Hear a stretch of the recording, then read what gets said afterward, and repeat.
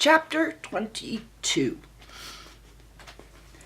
After Aunt Charlotte comes to get me at the Robertson bar, I take a cool shower, scrubbing off my sweat and makeup, wishing I could rinse away the day as easily and have a fresh chance with Emma.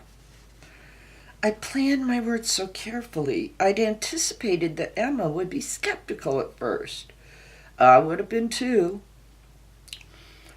I still remember how I bristled when Sam seemed suspicious of Richard, or when my mother expressed concern that I seemed to be losing my identity. But I'd assumed Emma would at least listen to me. But I would have the opportunity to plant doubts that might prompt her to take a closer look at the man she was choosing to spend the rest of her life with. But clearly she'd already formed a strong opinion of me, one that tells her I'm not to be trusted. Now I recognize how foolish I was to think this could end so easily. I will have to find another way to make her understand.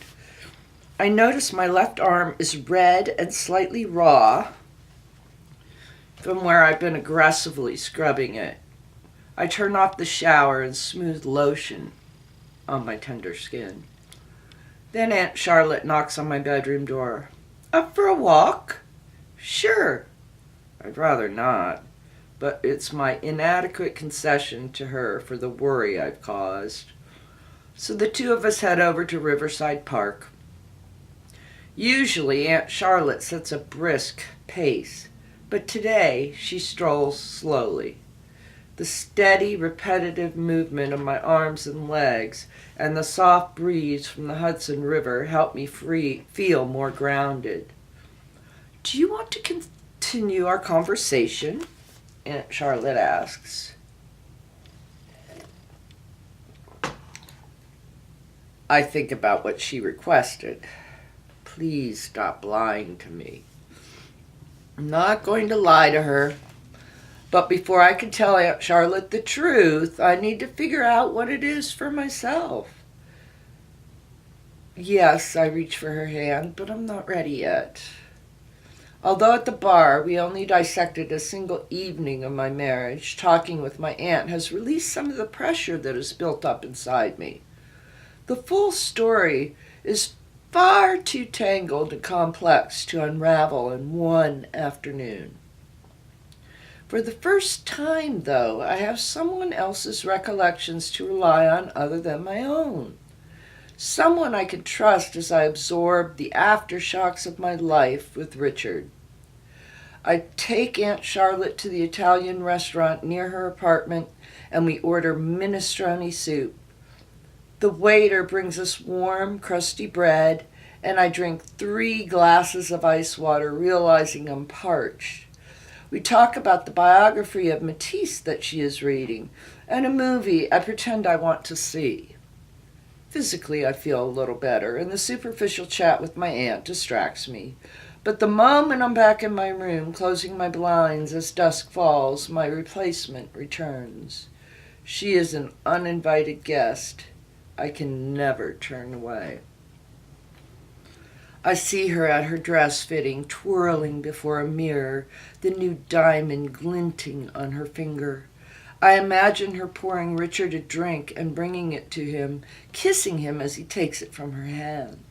I am pacing back and forth in the small bedroom, I realize. I walk to my desk and locate a yellow legal pad in a drawer. I bring it and a pen back to my bed and stare at the blank page. I begin to form her name, my pen lingering over the edges and curves in her letters. Emma. I have to get the words exactly right. I must make her understand. I realize I'm pressing the pen into the paper so deeply that the ink has bled through the page. I don't know what to write next. I don't know how to start. If I could only figure out where my demise began, I might be able to explain it to her. Was it with my mother's mental illness? My father's death?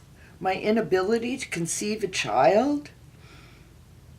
I am growing more and more certain that the origin lies within that October night in Florida. I can't tell Emma about that, though. The only part of my story she needs to understand is Richard's role in it. I tear away the paper and begin again with the clean one. This time I write, "Dear Emma." Then I hear his voice. For a moment, I wonder if my mind has conjured it, until I realize he's in the apartment, and that Aunt Charlotte is calling my name, summoning me to Richard.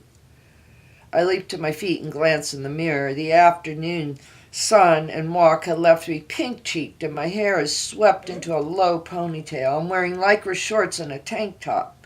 Dark circles mark my eyes, but the soft, forgiving light is kind to my body's sharp angles. Earlier today, I dressed up for Emma. But in this moment, I look more like the Nellie my husband fell in love with than I have in years. I walk barefoot into the living room, and my body reacts instinctively, my vision tunneling until he is all I can see. He is broad-shouldered and fit, his runner's build filled out during the years we were married. Richard is one of those men who grows more attractive with age. "Vanessa," that deep voice, the one I still hear in my dreams all the time, "I'd like to talk." He turns to Aunt Charlotte. "May we have a moment?" Aunt Charlotte looks at me and I nod.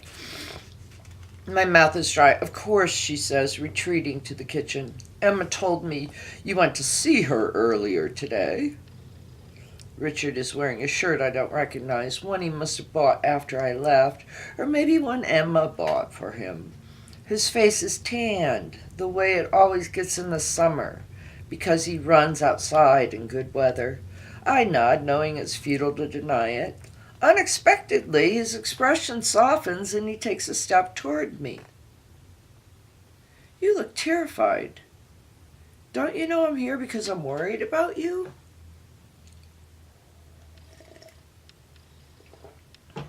I gesture to the sofa. My legs feel shaky. "Can we sit down?" Throw pillows are piled at either end of the couch, which means we end up closer to each other than either of us might have expected. I smell lemons. I feel his warmth. "I'm marrying Emma. You have to accept this." I don't have to, I think. I don't have to accept you marrying anyone, but instead I say, "It all happened so fast. Why the rush?" Richard won't indulge my question. "Everyone asked me why I stayed with you all those years. You complained that I left you alone at home too much. But when we socialized, you were the night of our cocktail party. Well, people still talk about it." I don't realize a tear is rolling down my cheek until he gently wipes it away. His touch sets off an explosion of sensation inside me. It has been months since I felt it. My body clenches. I've been thinking about this for a while. I never wanted to say it because I knew it would hurt you, but after today, I don't have any choice. I think you should get help. An inpatient stay somewhere. Maybe the place where your mom went. You don't want to end up like she did. Doing better, Richard. I feel a flash of my old spirit.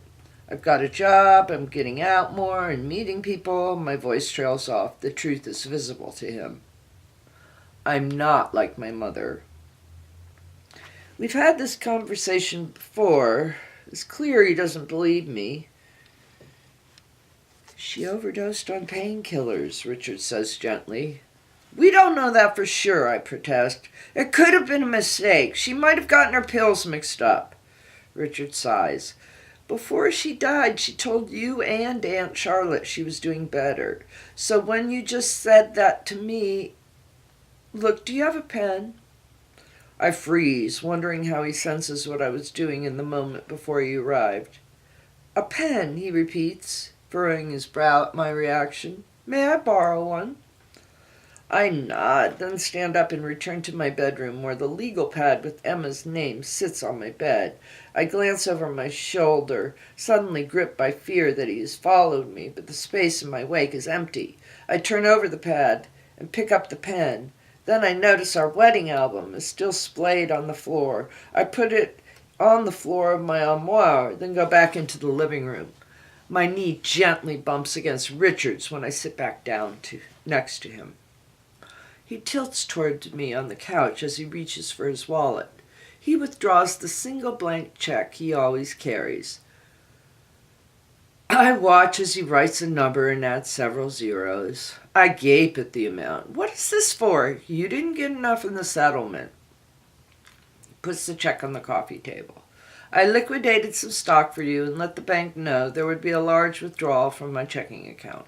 Please use this to get some help. I couldn't live with myself if something happened to you. I don't want your money, Richard. He fixes his eyes on me. I never did. I've known people with hazel eyes that morph from green to blue to brown based on the light or whatever they're wearing, but Richard is the only person I've ever met whose irises shift solely through shades of blue, from denim to Caribbean sea to a beetle's wing. Now they are my favorite shade, a soft indigo. Nellie. It is the first time he has called me this since I moved out. I love Emma. A sharp pain bursts in my chest. But I will never love anyone as much as I loved you, he says. I continue to look into his eyes. Then I jerk away my gaze. I am stunned by his admission. But the truth is, I feel the same way about him.